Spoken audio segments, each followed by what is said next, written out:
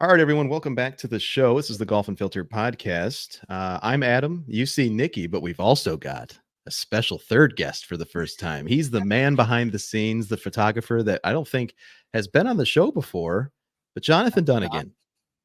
No, it's the husband, the I don't know, what do you call, because Nikki, you would be the better half. What would be Jonathan? Jonathan's the I'm gonna I'm let just you say it because the half, I you're don't know just about the half. maybe not better, but yeah, I'm there. Fair enough. Fair enough. Well, welcome on the show, my friend. And Thanks for so having you'll notice that Nikki and Jonathan are in a different location than Nikki, your office normally. Why don't you let us know a Yes. little bit where you're at? Yes. So we are currently in the North Georgia mountains, technically Rising Fawn, Georgia. We are sitting in the library at Cloudland Hotel at the McLemore Golf Resort. We got Nice. to come up here for the weekend and play the Highlands course at McLemore. It has been wonderful. We also got a little massage at the Sala Spa. So it has been a fantastic weekend. The dining has been the food last night was Yeah, it's very beyond. good. Definitely Oh, stuff we had that definitely need to try it. We branched out a little bit, but it was cool to do so. Like, okay, yeah, this is better than just southern fried food. Yeah. Yeah, they didn't have chicken tenders and honey mustard on the menu, Right. but Yeah. but that's okay. But everything that they did have has been phenomenal. So it's been incredible. that's awesome. That's awesome. Yeah, we got the note not too long ago, Nikki, inviting you out to go out, and I'm glad, Jonathan, you were able to go as well and experience everything. My understanding, based on you guys were kind of sending me updates along the way, is this place open for everyone else, or it seems like it's brand new, right? Yeah, so the Cloudland Hotel, Macklemore has been here for a while, and the resort has been here for a while. But the Cloudland Hotel just opened 2 weekends ago, I think. Maybe a The few first weekends ago. Yeah, I think the first weekend of May. So the Cloudland Hotel is now open. You can come, you can stay, and the views is what you're coming Yeah, for. very much a destination resort, just enjoy the scenery, the food, the experiences. Yeah, definitely a very nice getaway place. Yeah, it was a That's little amazing. chilly, a little too chilly this weekend for us to get into the pool, which I was a little bummed about because the pool, they have one of those like infinity pools Oh, where yeah. it's like you look like you're about to swim off of the mountain. But they've got a lovely pool, a nice pool bar with frozen drinks and a hot tub, and I mean, just everything you could want at Yeah, they checked all the boxes here. Yeah. They didn't, it's nice. Awesome.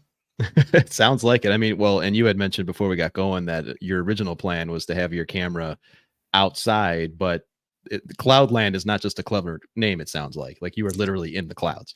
Yeah. We we were gonna be sitting outside today just so that you could see the view behind us, but there, like, it is so foggy You probably outside can't see after about 20 feet. There's no visibility. It's because just you were wow. literally in Yeah. the clouds. Yeah, you're so high up on the crazy. mountain. It's Lookout Mountain. So yeah. Nice. That's amazing. So, all right. I heard a few updates from you all as you are on site, and obviously we want to hear all about your experience there at Cloudland. Obviously, thanks to them for welcoming you and for hosting you.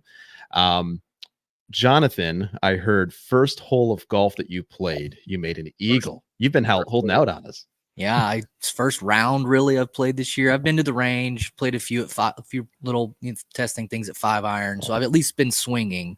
But yeah, first round of the year, and yeah, had a hole out eagle, about 20-30 yard chipping off. It was pretty great. We That's got paired awesome. with 2 guys just from North Carolina, and it was like, well, that's the peak. Like it's not going to get any better from here. But it was pretty fun experience, for sure. Yeah, they definitely thought we were bamboozling them. And shout out to those 2 guys. They were great partners to play with during the day. Good time. They thought we were bamboozling them because Jonathan's like, I haven't played in a year, we'll see how this goes. And then the first hole just eagles it. I mean, I was a scratch golfer through 6 holes, so I felt pretty Yeah. good that they got to see the true story on the back 9. Things started to even out. So, but it felt good for a little while. That's awesome. That's always tough when you go on, like a golf trip and you get paired up with randoms and then you play really well. It's like, oh man, I got to hold up my own now. Yeah, I But know. yeah, Nikki, you had a great shot. We've got video evidence of it too that we may put on our socials. That you, Birdie, which hole was that? The third hole. Oh Right? wow! So early for both of you. It was the third or fourth hole, like Mhm. a nice downhill par 3. That's the elevations are, it's like, what do you do here? The winds are always winds were swirling too, so it's kind of just just cross your fingers, And to be fair too, on the first hole, my drive was incredible. But I just didn't have enough distance on it, and it got lost instantly. However, after we got back in the car and we started driving, then we realized like I was actually not even playing from the correct tees. Like there was my tees were actually way up ahead. So to be fair, I think if I had actually played from my tees, I might have actually cleared it and made that shot. So I'm going to count it as a win. But yeah, it went straight into the hazard. At least it was straight, but yeah, it was straight. It was straight in. Beautiful straight drive, but accuracy was there. Well, now they got to welcome you back so you can play the whole round again. I mean, that's clearly Yes. the only answer here. Yeah. Yeah, we're hoping that they welcome us back for the opening of the second course that they're opening in September called The Keep. The director of golf here, Greg Leaker, took us on a tour of that. And we will definitely be posting some pictures that we got. And we took some video there as well. That course is going to be, it's going to knock your socks off. The views of this course that they already have are phenomenal, but the views over there are just going to be unbelievable. Yeah, it's like they took it a next step up of just even seeing it under construction, and you're just standing like, even that was breathtaking. And you got machines out there, dirt, and you're just like, you're still blown away of, I guess, just in your mind thinking of what can be. And it's like, it's going to be a beautiful place for sure. I'd go on the record and say it's going to compete with Bandon Dunes in terms of because you've got the only thing missing is like the water. You've got the views, but it's views of mountain. But it's because you're in the mountains, you're still going to have, similar to Bandon, you don't know what the weather's going to be like when you go play. It could be beautiful and sunny, but it could be pouring down rain and sideways, and it's going to be that challenging of a course. They did a great job of using a lot of the natural landscapes. Like they didn't bring in anything. All the rock that's there is original. They kind of designed the course the way that the land was already there, and nice. It's really neat, really neat. There's you'll see some photos and videos of some of the hole where you can see that. It's really cool. Yeah. I hope in the photos that you're able to see just the rolling fairways, like, and how challenging it's going to be. I think the way that these fairways are designed is, I don't know. I mean, would you say that they're like it's not quite, there's a lot of elevation shots. It's not just standing at your feet, hit the ball. Now you're going to have to take into account, change of slope, it is going to be very challenging in terms of that. Not quite Augusta level, obviously, but there are definitely holes and spots where you better land in the right spot or you're going to have a next shot. Mm-hmm. And one of the biggest challenges on that course is going to be just keeping your focus. I mean, because you're going to be standing on the tee and like looking over here going, oh my God. And like, look at this bridge, look at that rock, look at this. And then, I mean, it's going to be, keeping a focus of, what you actually need to be doing out there. So, yeah. Well, and you mentioned the course that you two have been to a handful of times, Augusta National, a little place in Georgia. I mean, they talk a lot about, you don't notice on television the undulations and the elevation changes. Right. Similar in that regard? There's one hole in particular that we drove by. I think it was 13. Maybe it was on the back. It was on the back 9 that I remember we were down at the bottom of the hill and I was just going, oh my God. Because you could just see, I mean, it is just truly rolling. Yeah. And I mean, it doesn't matter where that ball landed in the fairway. You're done for. I mean, it just. A difference you'll have there too, though, is just, mountain air, the winds, there's going to be swirling areas that just, Augusta really doesn't, have naturally, but just with the mountains and stuff you'll have. So that's going to be a challenge in itself.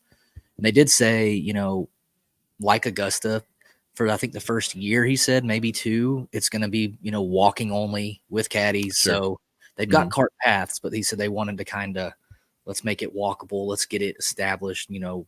So that alone, when you sit there, it's like, that's going to be a hike, you know. It's no easy walks, but it'll at least be, you can enjoy it more by walking, you know. You're not rushing through the round, but it's going to be a challenge to walk. He even said, you know, make sure you bring a couple Advil, you know, you'll need it. So. Yeah, and hope your partner isn't like, you want to play 36 today, you know? Yeah. Oh, that's always, I imagine, a challenge for them to find that balance for people that want any flavor of golf, especially at a resort. I mean, I don't want to use the phrase resort course because sometimes people get a different picture of what that might mean, but this by all means seemed very luxurious. It was a very exclusive feeling, but how did it feel as far as the welcoming nature of the atmosphere there? Oh my God. Every single person we talked to was the nicest person alive. I mean, everyone has like bent over backwards to make this experience above and beyond for us. I mean, fantastic. I mean, we show up, they've got a golf cart with the names on it. You just put your back, very low stress. Everything was they've already thought of, this is how things need to go. There's no confusion there. It's very well thought out in terms of trying to make it where you go to a resort, a nice place, you pay good money. It's like, but you're getting everything you expect. And that's really nice. You know? So hospitality's been above and beyond for sure. Absolutely. Well, they mentioned that you two were golf to the dining to the spa to, I mean, just everything across the board. Well, you had mentioned at dining, you sat down and they said that you guys were the talk of the town. I mean, how did that make its way around? Don't include me in there. Just this one over here. They did. They said, well, we heard you were the talk of the town. And I said, I don't know if that's a good thing or a bad thing. Yeah, they were great. So as far as the amenities, obviously that sounds like the golf was incredible and it's going to even get better with the second opening of the second course rather. The amenities there, where you stayed, you said the dining was incredible. How did that all treat you? Oh, I mean, well, we had breakfast at the restaurant that's at the clubhouse called the Craig, and it was so good. I don't know how to describe any of this food other than just saying it was so good. The biggest thing with the food for me, you know, like I said, it's just other than Southern fried food, whatever. It was a big, you can taste everything in the dish. It was very cool in terms of just like eating something and being able to appreciate the tastes of everything. They took a lot of time and, you know, a lot of pride in those dishes, you know, what they make. And you can tell I liked it. It was different for me, but it was, you know, can appreciate it a lot. Yeah. And at dinner, the sides that come with the main courses that they offer, they change seasonally. So, and they do that on purpose so that it like matches you're not eating foods that are like summer foods, but in the winter and it feels off. And, you know, it was fantastic. That's awesome. Yeah. The photos that you posted, Nikki, on your Instagram, which you can of course follow at Nikki Dunagan. And I'm sure we'll throw a few up on Golf Unfiltered as well. They look breathtaking. I mean, the food, everything that you're describing checks out based on what you were showing. I'm totally jealous that I wasn't able to join you, but you know, we had other things going on, but I'm so glad that you two were able to go. Any other parting thoughts for Cloudland? Just that, you know, all the restaurants and stuff, they're all like in the hotel. So yeah, you can just go downstairs. I think there's 3 or 4 just in the hotel. So you're not having to very resort-esque. You don't have to worry about driving, getting back in your car. It's all right there. And each little restaurant kind of has a different feel, which is kind of neat inside the resort, you know, where it's like you go to one and you get a different feel from the one that's a few, you know, steps down the hall different. But that was kind of neat that it's all very local to you. Yeah. And even the ones that aren't in the hotel, but they're part of the resort, they will bring a golf cart and come take you to it. Right. So you don't have to worry about like, well, I've already valeted my car and it's in the parking deck and like I got to get my car and got to get it out, or I've got to walk all the way up this mountain. Like they do everything for you. I mean, it is truly just top notch, you know. So excellent. Would you say it's also pretty family friendly? I think so. I think there's some spots that are definitely like, hey, I think this is an, adult only type of situation. But we have seen a couple youngsters running around, but I wouldn't say like we probably wouldn't bring Logan, mainly because he's the pickiest eater in the world. But I think we saw when we were on the range about to head out, there's a little boy and his dad who were practicing about to head out to play, but he was probably like 11, 12. Yeah, maybe like young kids, like under 7 or so. Like she said, the eating, there's no chicken fingers and mac and cheese, things like that. Right. So it is more of a couple, try to get away. But if you have, older children that are fine eating certain foods, branching out, then it's fine, But other than that, as far as the amenities and things like that, yeah, definitely kid friendly. So. Yeah.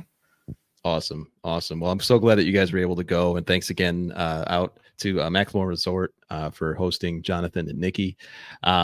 Check them out as well. Go out to the website, take a look at everything, especially Cloudland if you're in that area, or even if you're not, just make it a special trip. I'd imagine that Jonathan and Nikki, you'd be happy to answer any questions our listeners have about your experience along the way as well. Yeah, absolutely. It's what do you say? It took us 2 hours to get from the house. It's about 2.5, but from Atlanta, just straight in the heart of Atlanta, it's about 2 hours. So, yeah, so. And probably right at the same from Chattanooga area. So probably a little closer to Chattanooga, but yeah. Nice. Very nice. Well, what I also like and what is also nice, Jonathan, is the hat that you've got on, as well as the hoodie that you've got on, as well as the hat that I have. And this is a perfect opportunity to call out True Linkswear, who are, of course, our title sponsor here at Golf Unfiltered. Be sure everyone to go out to truelinkswear.com and use code Unfiltered15. Save some cash. Buy yourself something nice. You can look just like Jonathan Dunagan, and who wouldn't want to? Look, hey, this was great. A magic hoodie, So yeah. I was getting a little sweaty, but I was like, I can't take this off. I'm playing too good.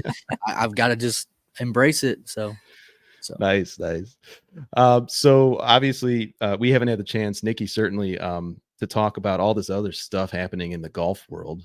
I mean, my goodness, we've been chatting, of course, over text, but Scottie Scheffler. I mean, listen, Nikki, don't leave me with Trevor and Dan again. Those two just. They go off the rails. It's been a couple episodes since I've been on, and I just want to say, we're gonna get canceled if I keep leaving it to just the three of you guys, because you guys can't just keep talking about BBL Drizzies all the time. Oh my God. What? Yeah, that's Trevor. It's okay. That's oh, Jonathan to say what? I'm not in. Yeah, the lingo. That's a rabbit hole, my friend, that we don't need to go down. Okay. But yeah, it's been rough. But Nikki, I mean, goodness gracious, Scottie Scheffler's arrest, and then of course the charges have been dropped. And Jonathan, I mean, you were watching all this too. What was going through your mind just watching this entire saga unfold, and then ultimately how it ended up? I mean, it was great. It was must-see TV, right? One, it was like, all right, the golf world, like there's some bad boys in golf, right? People that aren't familiar with, like, who is this guy? What's going on? Man's dragging police officers, reckless drive, just what a crate. But if you're a golf fan, you like, what in the world could Scottie Scheffler have done? Like, this is the nicest guy on tour, like does the best interviews, the most relatable. Like, how would you not like this man? Like, how is this possible? So it was definitely the golf world versus the police department. But then again, you're like, well, I respect police officers and what they do, but it was that mix of, there's just no way Scottie has this underlying, he's a bad guy thing. So it was definitely fun to follow for us. I know for him, it wasn't great, but he at least seems to handled it great professionally. Obviously did my warm-up routine in a jail cell. That's great. It's funny, but also just for him, I couldn't fathom, like, brand new dad. It's been away from his, maybe 10 days or so, and his wife's got to wake up to, my husband's over here in an orange jumpsuit, on the news while she's sitting there, doing, whatever she does as a new mom. Yeah. Like he goes on one golf trip after the kid, and this is what happens. Yeah, he's having to breastfeed while watching her husband stream all over TV. Hasn't even gotten the phone call yet. Like, great, thank. This is wonderful. But yeah, I'm glad it all got handled. It seems like, at least professionally, and hopefully he can at least move on and it'll just be a funny joke throughout his career. But yeah, it was great. It was a great entertainment for me.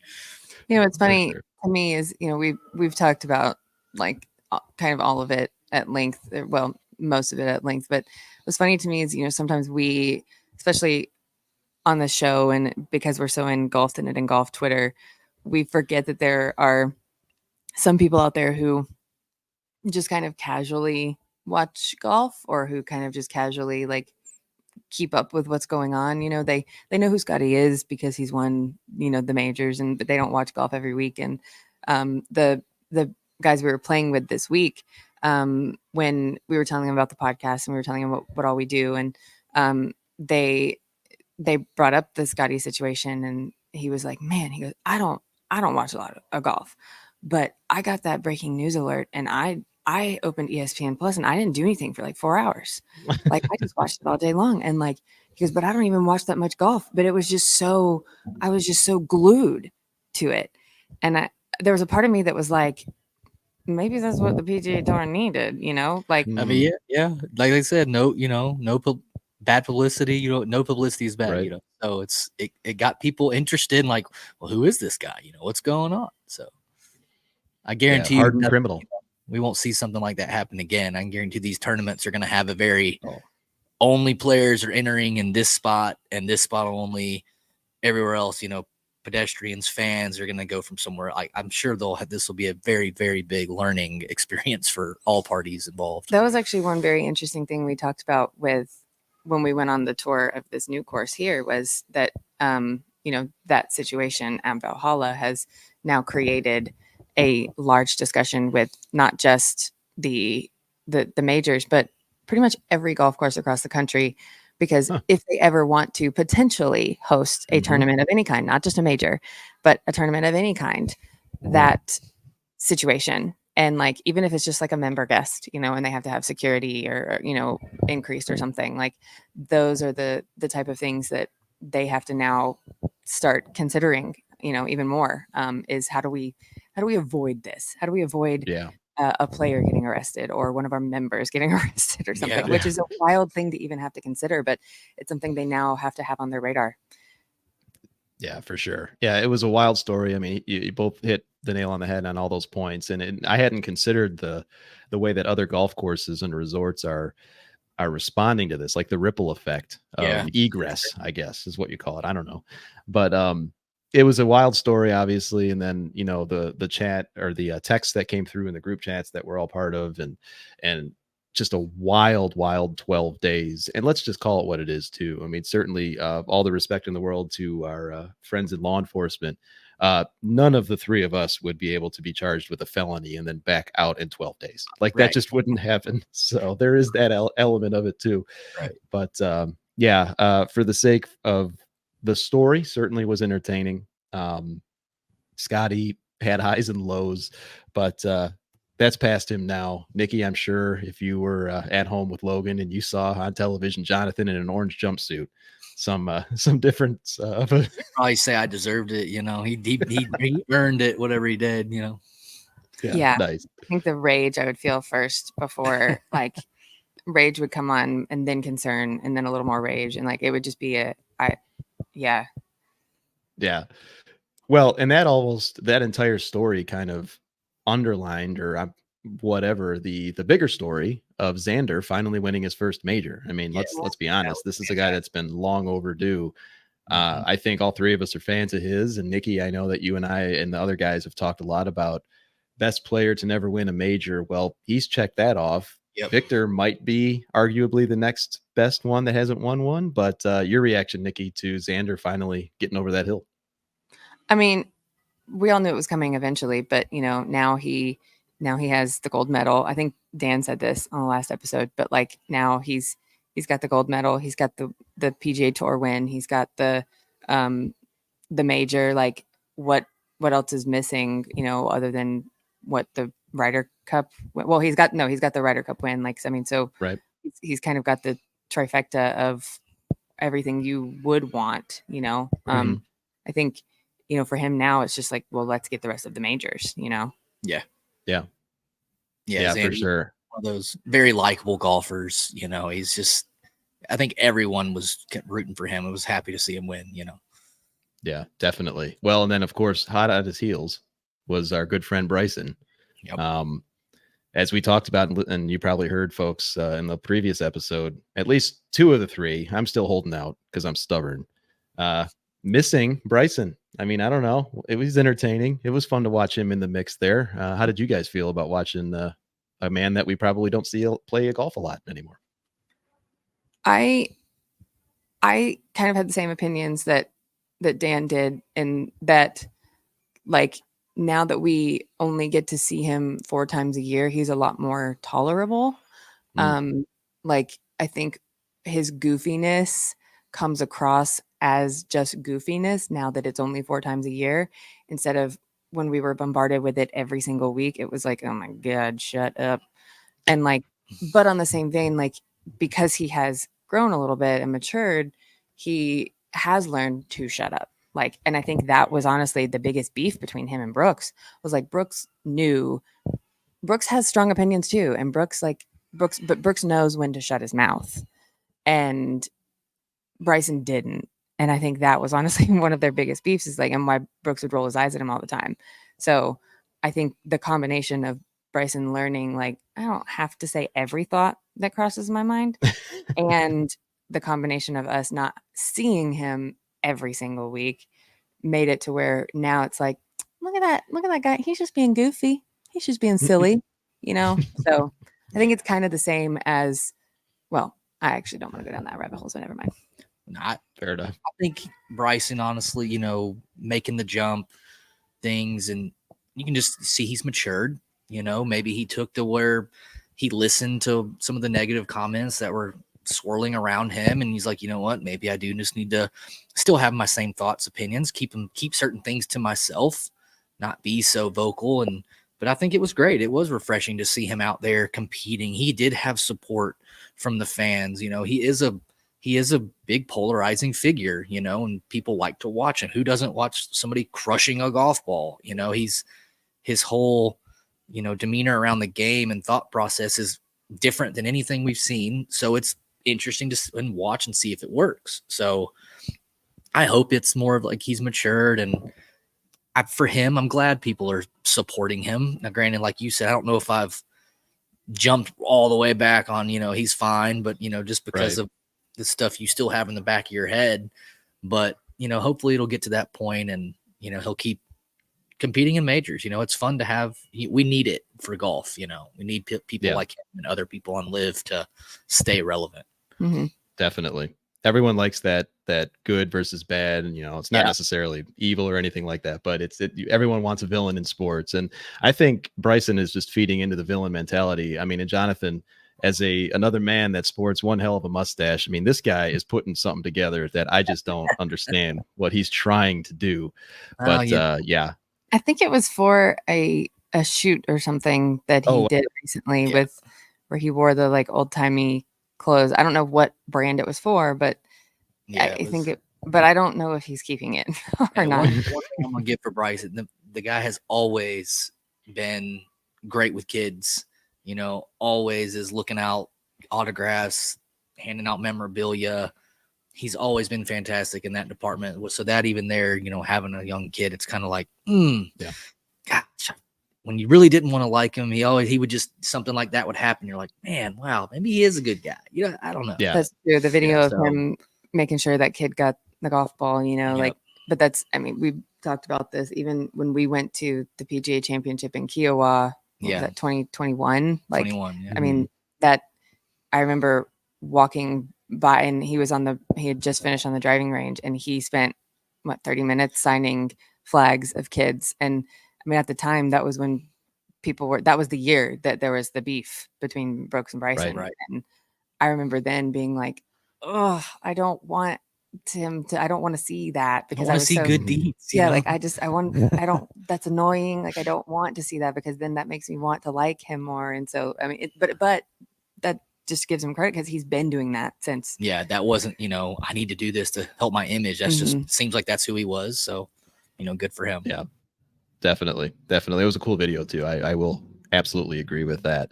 Well, I know you guys got to get ready to check out very soon from your stay there at the McLemore at Cloudland at the McLemore. By the way, you can go out to the McLemore.com to learn a little bit more about where Nikki and Jonathan stayed for the weekend.